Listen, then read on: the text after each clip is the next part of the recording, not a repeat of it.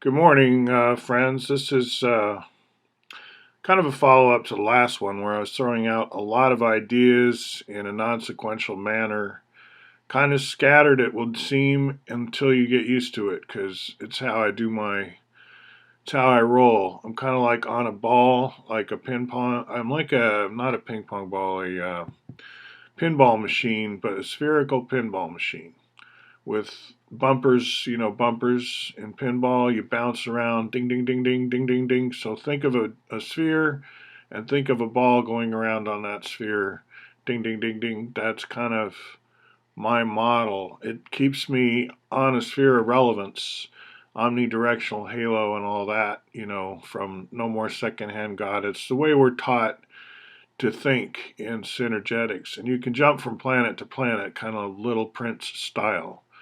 But once you're on a planet, you ding, ding, ding, ding, and it's a tensegrity. Remember that. There we go. Hyperlinks.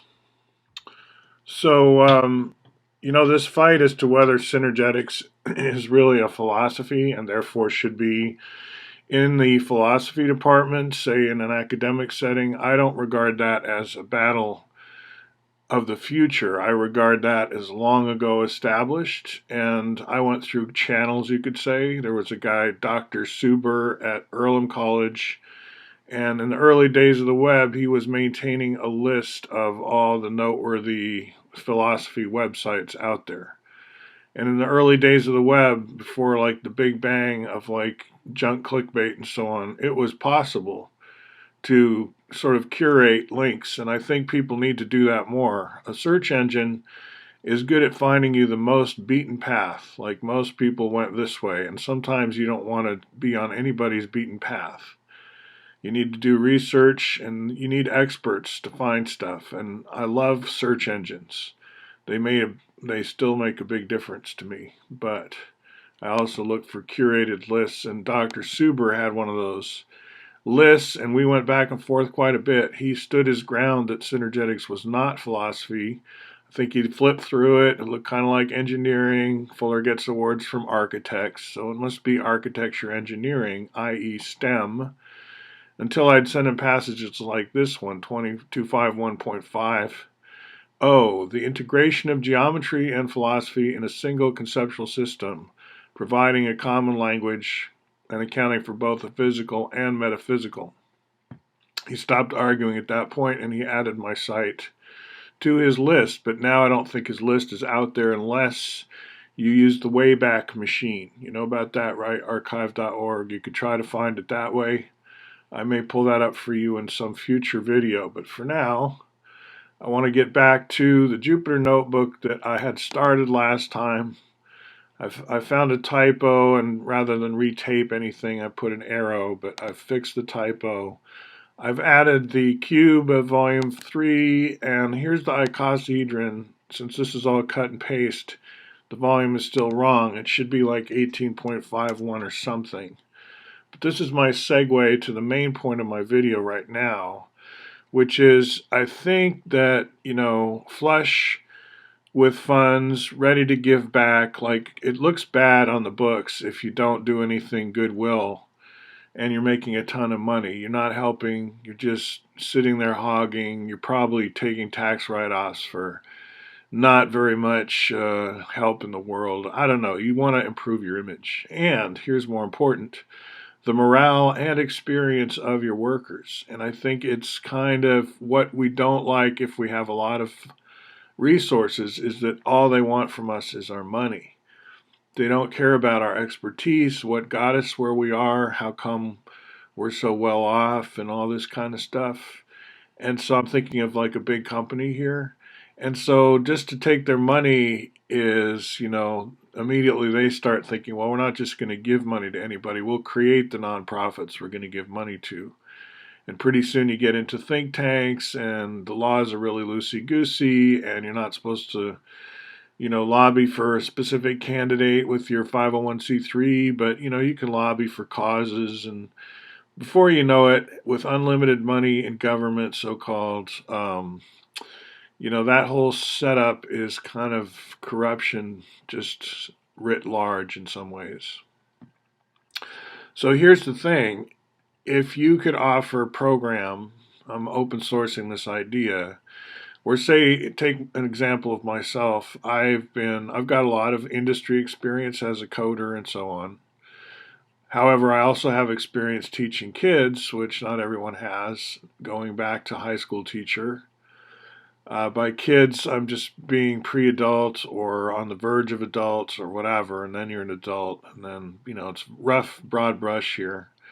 But what I'm going to suggest is let's get more people who have sort of senior jobs, fixed salary maybe, and you're already fully employed and professional in your setting, but you don't get any chance to interact with kids and share your profession. And in my work with coding after school kids, after school program, I would find myself paired with in a team teaching environment some really just fresh from the front lines, really good at their work people who usually quite young, whole life ahead of me. I've already worked at Yelp, for example. So I've got my CSS down, I got my HTML down. I really know this stuff and I know how it's used, and I've been in a company that uses it.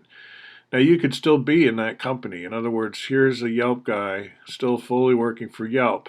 But a benefit, you could say, of his job is he has an arrangement where he gets paired up with other teachers and goes out in the field, right? And he works with kids. That's part of his job description.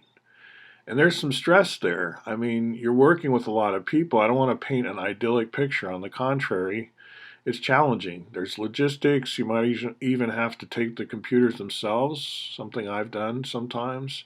Walk up and down stairs. I mean, there's all kinds of stuff, right? It's like physical and mental. But it's different from your regular job. It is skill building, and there are people who, instead of giving like a few $100s in donations or knowing their company is doing that, they would feel better if they could get out there and do something, right? It doesn't have to be teaching kids. It could be working at Asylum City.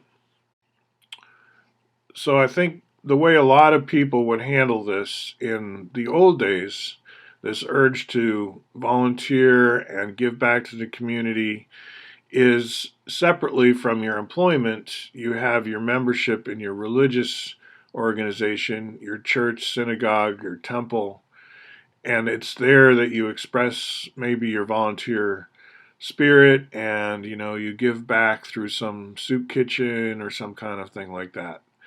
But here I'm suggesting that companies are placing their own employees for, it's almost like product placement. It's important that we know that, this company is a sponsor of this particular activity and its own people are there doing the work some of the time, right?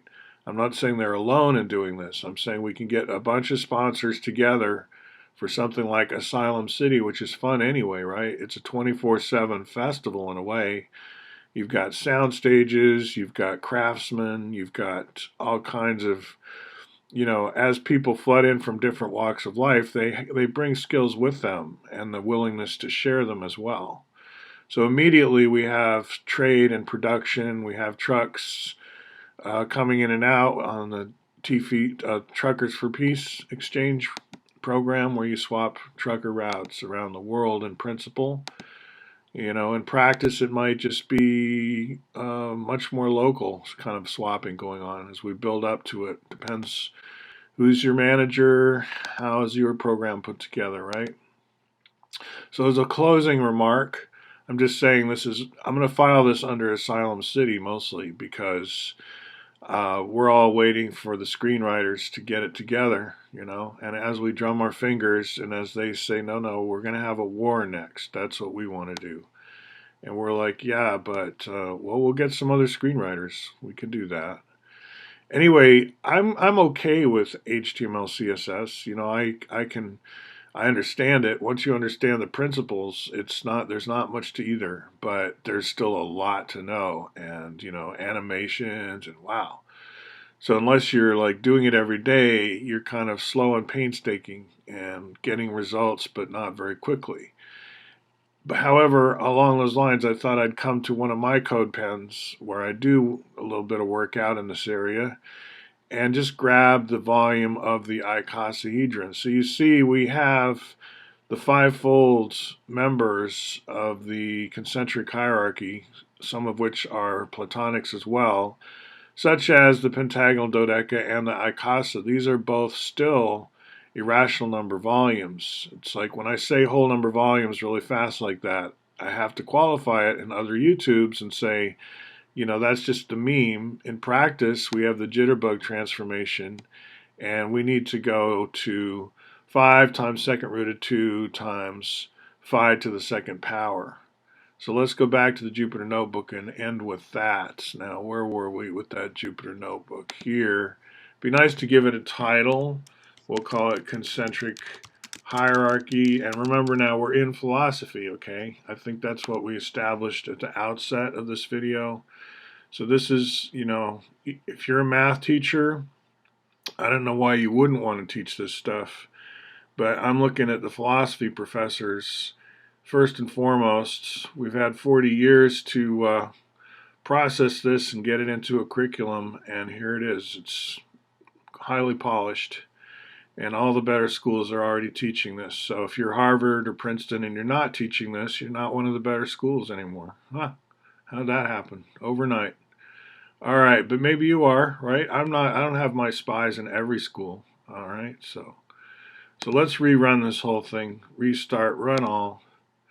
And I'm going to add the icosahedron, and I'll call it a day. So here we have these tetrahedron cube, volume 3, octahedron 4, all the philosophy you know already well. And then we do a little bit of testing. We could actually write unit tests inside a Jupyter Notebook, and I have done that, but I tend to keep that stuff under the surface. Other videos I've talked about. So here we've got a problem, invalid syntax. Line 26, it's going to be a little tedious to figure that out. It's one of the birth methods, and clearly I'm missing something like a semicolon, or okay, let's look. Tetrahedron was working, so that's fine. I don't see a problem there. I'm not seeing a problem here. I think I'll pause and fix this. Pausing video. Yeah, it was, of course, right there. It's exactly what I paused on.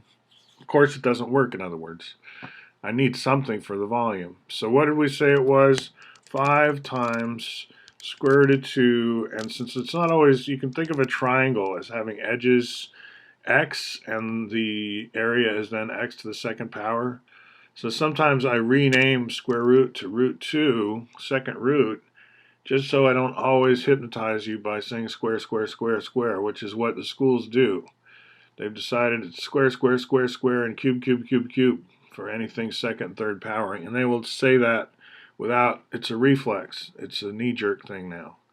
So I know that that's accurate. You can think of all that stuff in terms of squares and cubes, but you don't have to. That's an important part of this philosophy. So what we do at the very top maybe is we do from math import square root as root 2, and then we can have root 3, root 4, any root we want, and phi therefore, and I could use the Greek letter at this point because this is Unicode. I don't need to spell it out, but I'm going to do it that way this time. 1 plus the second root of 5 over 2. And then what we want to do down below here is do 5 times root 2 of 2, because you can have the root 2 of whatever you want, times, and checking CodePen again. What was that? Hello, CodePen. Tetravolumes. You'd think I've had all this memorized, but I want to show everybody that you can have a lot of tabs open, and going back and forth is not a crime. Cut and paste is not a crime. There's a lot of, my kids are so intimidated that they don't want to, even for their own use that's going to disappear after the program, they don't want to get any images necessarily because of copyright and stuff, right? It's like all you're doing, you're not even copying it. You're just showing the original inside of a square on your screen, which is what you do when you look at it in Google. Anyway, there we go. So that should be the volume. So this is Fuller deliberately purged his work of reliance on, Greek letters, Greek constants. He was trying to do a reboot, and so he clawed everything back to first principles in his own mind anyway. He did think about language all the time. That's what makes it philosophy and poetry and all.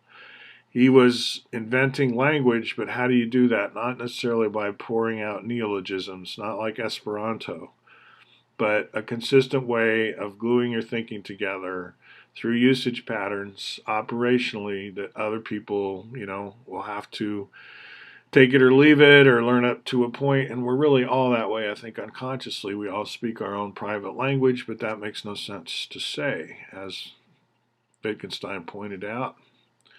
So almost done here running this, restart and run all, hoping that there are no glitches, and that when I'm going to give birth to my icosahedron and make sure it's about 18.51 and say, good job learning philosophy today from the school of tomorrow using a calculator of tomorrow. You're ahead of the game. Okay, so here we go, icosa, and I could blow this up later. I mean, I could make it bigger or smaller. I could shrink it or grow it. But initially, what is the volume of this creature? There we go. That looks good enough. All right, then. We could add the pentagonal dodeca. It's dual, and that would be the 5 platonics already then in this chart. So pentagonal dodeca and rhombic dodeca, which in synergetics takes on a stronger role than the pentagonal dodeca by a long shot. And yet we don't really teach rhombic dodeca in philosophy that much. It's the space filler. It's the one Kepler liked. Books about Kepler's liking it. But we leave it all to the math teachers because philosophy, as I've said, has gotten really weak. The implications of philosophical investigations have not been taken to heart because they are kind of corrosive more than just deconstruction or postmodernism or whatever. Like Wittgenstein leaves everything as it is, as he says. He doesn't really change anything except in how you see it. And how you see it is a waste of time in a lot of cases. And that's why he wanted his students to get out of philosophy. It's like, look, I've hollowed this thing out. They're not going to change. They don't have to. They're going to keep saying and writing the same kind of stuff. But you, my students, you can see there's not much there. And I'm saying with engineering, patenting, engineering, philosophy, architecture, substantial stuff that you can build from, like we see in synergetics, this would make philosophy stronger again. Not everybody has to do it, but I think you need a good reason not to if you're charging tuition. All right, I'll be talking to you shortly. Bye.